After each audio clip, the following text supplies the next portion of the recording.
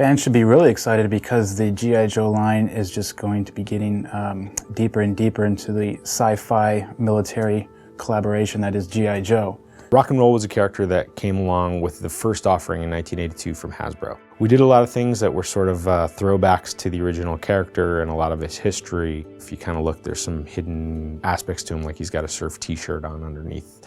And instead of the red collar, we did a red t-shirt underneath to sort of represent the red collar that he had in some of the incarnations. Some of the signature items that will come up with Rock and Roll are obviously his bullet belts. He'll have multiple to wrap around him. He also has a unique helmet with a certain Cobra Don't Surf logo on it. He'll be sporting his Rock and Roll tattoo on his forearm. He's actually our first soldier that we're putting the more realistic sculpted arms and biceps on that make him look a little bit bigger and beefier and kind of have a little bit more of that hero profile. We took the typical blonde portrait and everything and made it look sort of battle-hardened and a little bit grizzled. We thought that Rock and Roll was a significant enough character in the lore and one of the original 16s to deserve a place in our G.I. Joe line.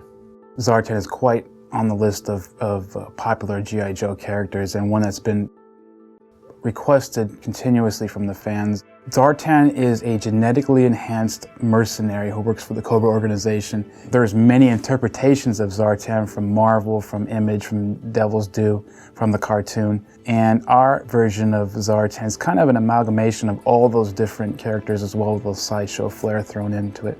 Zartan will also come with the bearded mask, which no one knows who the bearded figure is, but it's one of Zartan's famous masks. We kind of were able to start with a really cool portrait that was done by Andy Burkholz and had a lot of sort of life and sinister and kind of a savvy and some sort of swagger to the smirk he has on his face. That was one of my favorite figures of the old figures when I was a kid, so I really wanted to do justice to what I remember of the old figure as far as the attitude and just how cool of character it was. He's got this very specific look with his hood, with his armor, with his pants, with his belts. There's certain iconic elements to him. And he'll also come with an exclusive Evil Duke portrait. Zartan is Zartan, and it's kind of hard to go wrong with him, so we just kind of wanted to expand on all that and make him really fun and make him something that was really special and unique in our line that would complement the rest of the characters that we've been building.